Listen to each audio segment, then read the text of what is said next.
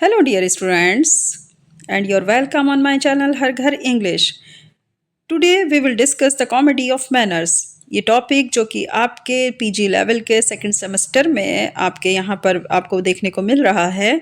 Second topic है the comedy of manners. First topic था आपका हीरोइक ट्रेजेडी, जो कि मैं पहले ही डिस्कस कर चुकी हूँ। तो यहाँ पर आज मैं आपके साथ डिस्कस करूँगी द कॉमेडी ऑफ मैनर्स। बेहतर तो ये होगा कि आप मेरे साथ साथ जो टॉपिक समझते हुए चल रहे हैं उन्हीं टॉपिक्स का आप नोट्स भी बनाते चलिए, ताकि आपको ईजिली एग्ज़ाम में आप उसे अच्छे से रिवाइज कर सकें और अपने एग्ज़ाम को बहुत अच्छी तरह से और अच्छे मार्क्स के साथ अचीव कर सकें, अपने जो रिज़ल्ट है उसको भी और साथ में अपनी सक्सेस को भी। अंडरस्टूड? चलिए अब हम देखेंगे। आज का हमारा टॉपिक है question number 2, explain the comedy of manners. हम आपके साथ यहाँ पर एक्सप्लेनेशन देने वाले हैं कॉमेडी ऑफ मैनर्स की। Answer: The comedy of manners is a genre of comedic drama that satirizes the behaviors, customs, and social conventions of a particular class, often the upper or middle class.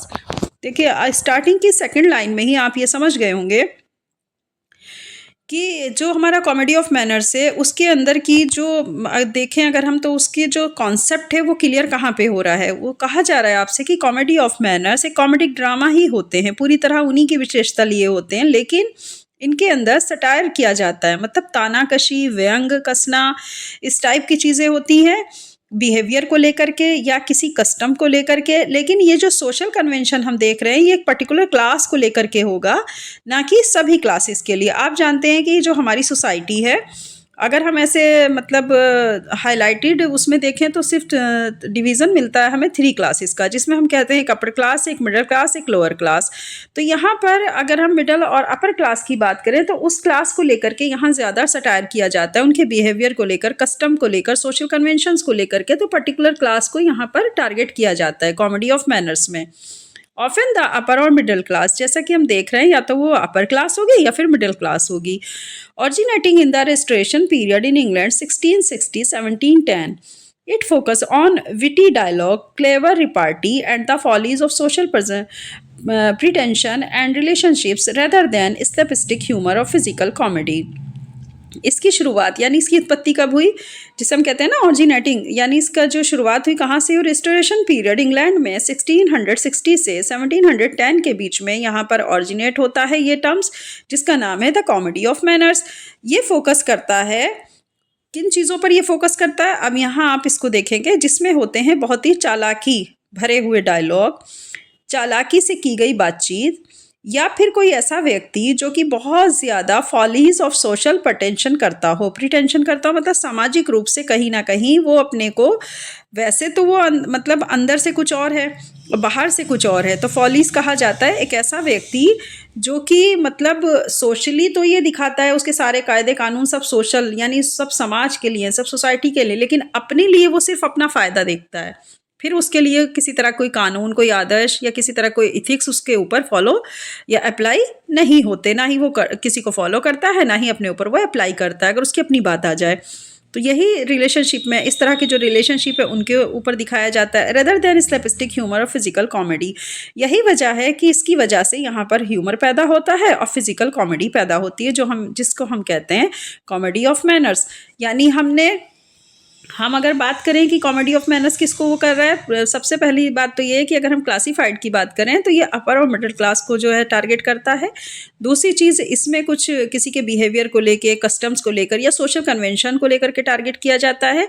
तीसरी चीज़ इसमें कही गई है कि originate हुआ था England में 1660 और 1710 के during this period, and restoration period जब था तो उस टाइम पे इसकी ऑरिजिन हुई।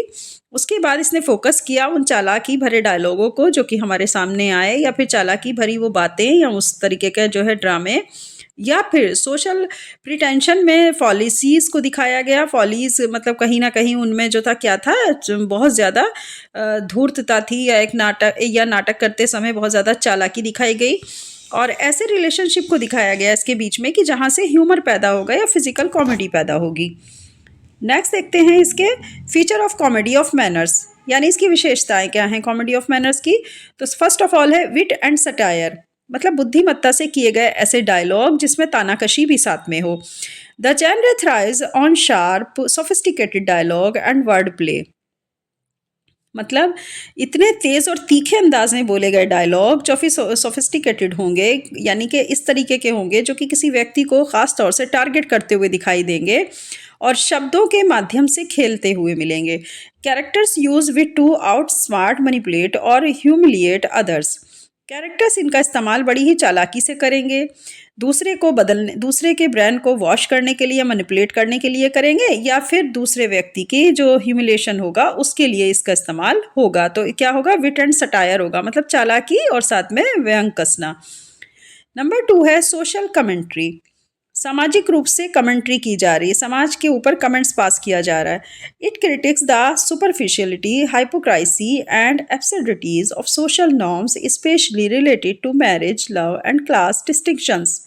यहाँ पर आलोचना की जाती है पूरी तरीके से बढ़ा चढ़ा करके उस बेहुदगी की जो कि हम सोशल मानकों को, जिनको हम सोशल मानक कहते हैं या जिनको हम सबसे ज़्यादा ऊपर का लेवल देते हैं, जिसको बोलते हैं ना सुपरफिशियलिटी, यानी कि या फिर हम उनको बहुत ज़्यादा ही स्पेशल मानते हैं।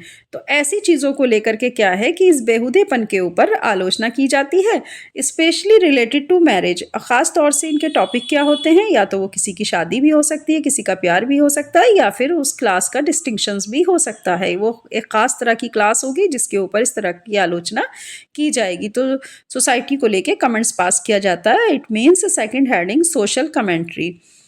Third heading is stock characters. अब इसमें आपको कैरेक्टर्स किस तरह के देखने को मिलते हैं? Common archetypes include the flirtatious woman, the foppish dandy, the scheming servant, the jealous lover and the hypocrite. अब यहाँ पर जो मैं आपके साथ डिस्कस करने वाली हूँ इसे सुन के आपको भी हंसी आएगी। इसमें कहा गया एक अलग तरह के कैरेक्टर्स की रचना की जाती है जिसमें कुछ इस तरह की जो है पुरुष या महिला भी हो सकते हैं जो कि एक दूसरे से फ्लर्ट करते हुए दिखाई देंगे, या फिर वो इतने बेवकूफ़ होंगे कि फॉपिश डैंडी होंगे, मतलब यानी कि एक नौकर भी उनको बेवकूफ़ बना जाए, या फिर मालिक से ज़्यादा नौकर को अक्लमंद दिखाया जाएगा, या फिर कुछ इस तरह के लवर होंगे जो कि आपस में ही जेलसी रखते होंगे, या फिर वो हाइपोक्राइट होंगे, यानी वो कहीं ना कहीं कैसे होंगे? कुछ ना कुछ अंधविश्वासी टाइप के लोग होंगे। तो ऐसे स्टॉक कैरेक्टर्स की इसमें भरमार होती है और इसी को कॉमन आर्किटाइप्स रूप से इंक्लूड किया जाता है। और ऐसे ही कैरेक्टर्स इसमें हमें देखने को मिलते हैं। किस में देखने को मिलते हैं? द कॉमेडी ऑफ मैनर्स में। Number 4 complex plots.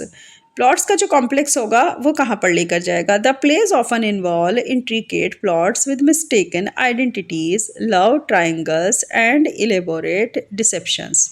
मतलब जो हमारा प्ले होगा उसमें कहीं ना कहीं जो प्लॉट हमारे जो जोड़े गए होंगे, जिस प्लॉट्स के ऊपर पूरी स्टोरी जो है वो अपना अराउंड कर रही होगी, तो उसके जो है वहाँ पर बहुत सारी गलतियों की हम पहचान करते हैं कि बहुत सारी गलतियाँ ऐसा फ़ील करते हैं कि, और हमें पहचान भी हो जाती है कि इस प्ले में बहुत सारी गलतियाँ, इस प्लॉट में बहुत सारी गलतियाँ, लेकिन क्योंकि हमें उसी सबसे मज़ा आता है तो हम ऐसे ही प्लॉट को देखना पसंद करते हैं। तो प्रायः इसमें देखने को मिला है कि जो ऐसे नाटक होते हैं उनमें मिस्टेकन आइडेंटिटीज़ तो हो जाती है, या तो उसमें प्यार को ट्रायंगल्स के रूप में दिखाया जाएगा, या फिर इलोबरेट डिसेप्शंस, यानी कोई बहुत ही व्याख्यात्मक रूप से सामाजिक कोई बुराई लेकर के उसके ऊपर व्यंग कसा जाएगा। इस तरीके से करके कॉम्प्लेक्स प्लॉट्स को यहाँ पर क्या किया जाता है? क्रिएट किया जाता है।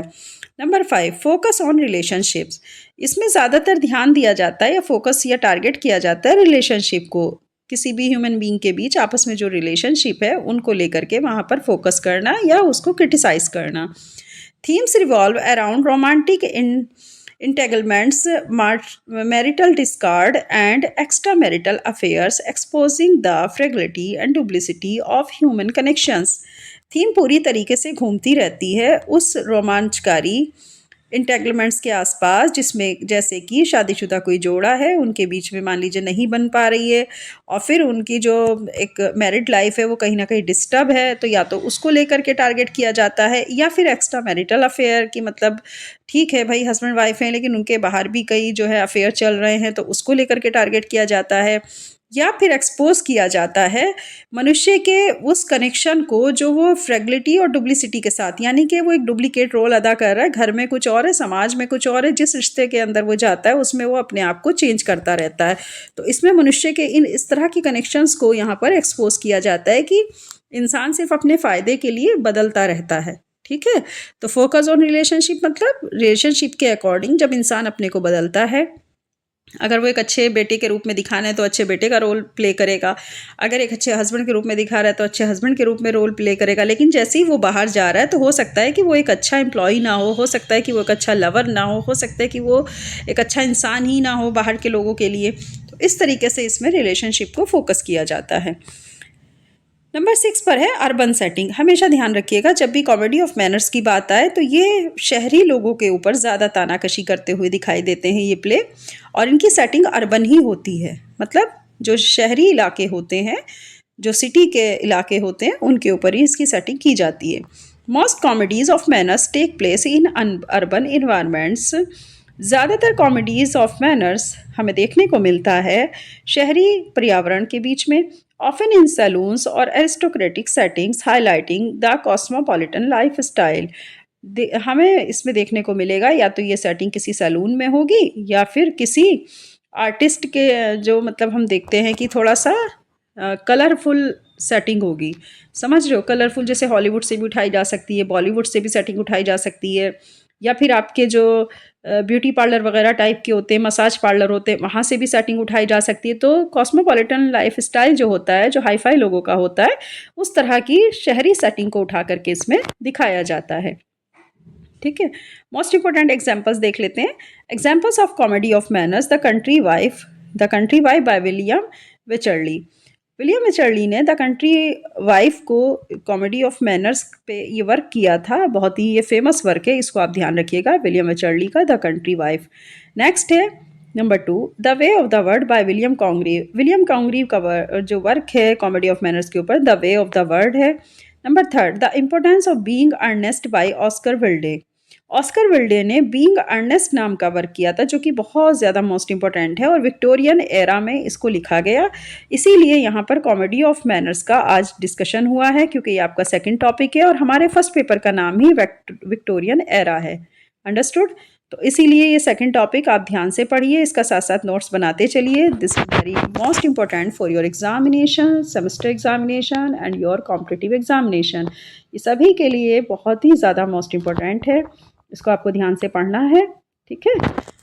चलिए, आजकल आप लोग ज़्यादा पढ़ाई नहीं कर रहे हैं लग रहा है, क्योंकि आजकल आप वीडियो वगैरह नहीं देख रहे हो ज़्यादातर। तो सभी स्टूडेंट्स इस बात पर ध्यान दें कि अब मैं आपके जो सिलेबस है उससे रिलेटेड वीडियोस यहाँ पर जो डालूंगी, अपलोड करूँगी, आप उस वीडियो को ज़रूर देखिए और जुड़े रहिए इस चैनल के साथ, जिसका नाम है हर घर इंग्लिश। ओके, अब मैं आपसे विदा लेती हूँ। सभी अपना ख्याल रखिएगा, सर्दी बहुत ज़्यादा है, बच के रहिएगा ज़्यादा सर्दी से। Okay, bye bye.